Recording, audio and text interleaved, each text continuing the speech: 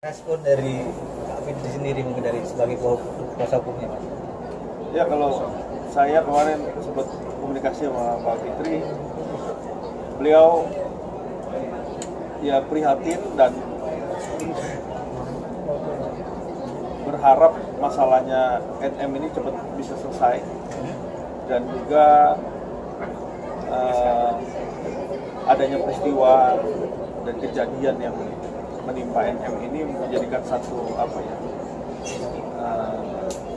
pengalaman ya, atau perjalanan yang menjadi bisa memberikan yang lebih baik lagi. Tentunya seperti itu kalau dari Pak Fitri ya. Tapi kalau dari sudut pandang Mas sebagai kuasa hukum, ini sudah sesuai prosedur nggak sih, Mas? 40 hari penambahan ini, Mas? Ya, karena itu jelas di dalam kitab undang-undang hukum pidana ya. Kalau kita lihat di sini ketentuan seorang tersangka ditahan itu kan masuk di pasal 24 dan pasal 25. Itu jelas diatur di dalam kitab hukum undang-undang pidana itu bahwa ada syarat dan ketentuan di mana seorang ditahan di kepolisian menjadi tahanan polisi itu 20 hari ke depan. Setelah itu perpanjangan lagi 40 hari ke depan. Dan apabila ya, di dalam pemberkasan BAP, alat bukti, saksi, dan semuanya yang diberikan kepada JPU untuk bisa meneliti berkas tersebut, tentunya berkas ini dilihat, dianalisa, dan dibuktikan nilai pidananya terhadap sangkaannya tadi. Karena ada sangkaan pemerasan, ada yang pemerasan, terus tindak pidana ITE dan juga TPPU ya. Nah, itu kan pasal berlapis, jelas saja di atas 5 tahun. Nah, di sini juga ditentukan apabila pasal di atas 5 tahun dan akhirnya ada pasal TPPU di sini, tindak pidana pencucian uang, ini hukumannya menjadi 120 tahanannya menjadi 120 hari ke depan untuk bisa diperiksa. Kenapa? Karena pemeriksaan sampai dengan TPPU itu jelas predikat crime-nya harus selesai dulu.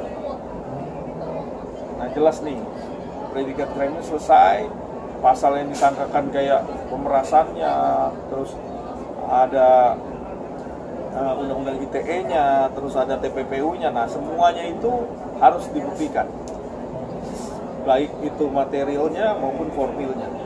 Materialnya adalah berkas-berkasnya dari uangnya yang ditransfer, siapa aja yang melakukannya, saksi-saksinya siapa, apakah ini saksinya perlu ditambahkan lagi, saksi-saksi baru yang belum masuk di dalam peristiwanya, tentunya ini juga masuk ke dalam situ. Nanti biar JPU akan mengirimkan berkas kembali P19 untuk dilakukan pelengkapan terhadap berkas itu. Misalnya harus dilakukan saksi baru, karena peristiwa ini terjadi berdasarkan adanya seorang saksi, dan saksi. Itu juga perlu, bisa juga itu terjadi.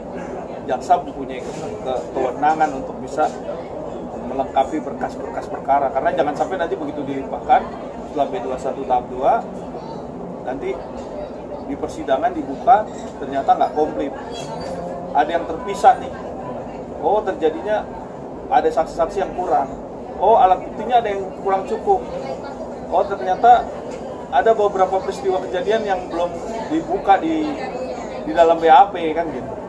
Lalu seperti itu, makanya itu yang harus secara komplit dan komprehensif. Ini berarti butuh perkiraan sekitar 4 bulan hingga harus sampai ke P21 seorang Nikita Mirzani. Mungkin seperti itu, Mas. Ya, jadi kalau memang belum juga selesai, tentunya masih ada nih namanya perpanjangan PN, ya, perpanjangan kejaksaan, terus perpanjangan PN, dan nanti ada lagi dari 120 hari masih ada 30 hari, jadi 150 hari kalau adanya pasal TPPU. Jadi masih bisa nih selama 150 hari ini masih bisa berkas ini bolak-balik di berkasnya diambil, apa yang kurang nanti diperiksa lagi oleh penyidik untuk bisa dilakukan pengembangan juga bisa, dilakukan tambahin saksi ahli lagi juga bisa nanti. Di dalam prosesnya masih ditahan nih, di tahanan kejaksaan sekalipun itu masih bisa untuk memeriksa satu orang.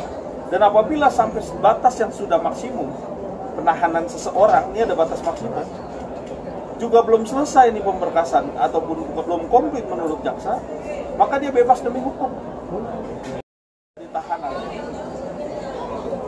Jadi selama batas 120 hari plus 30 hari, total 150 hari, kalau masih belum bisa juga ya, JPU menentukan bahwa kasus ini komplit menjadi sempurna untuk dilimpahkan, nah tandanya tersangka tersebut harus bebas demi hukum. Mas terakhir, berarti apa yang dilakukan Niki ini juga termasuk kejahatan yang cukup ini juga masih apa dia sampai susah untuk mendapatkan penangguhan tahanan, Mas?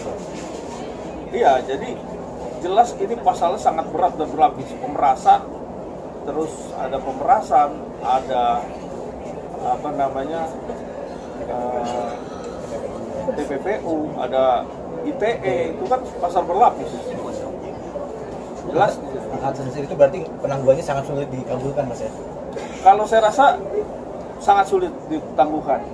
Tapi kalau bisa membuktikan di kejaksaan tentunya ya nanti tinggal NM harus berupaya bagaimana cara membuktikan JPU agar kasus ini apakah sudah sempurna atau belum dengan tuduhan pasal-pasalnya.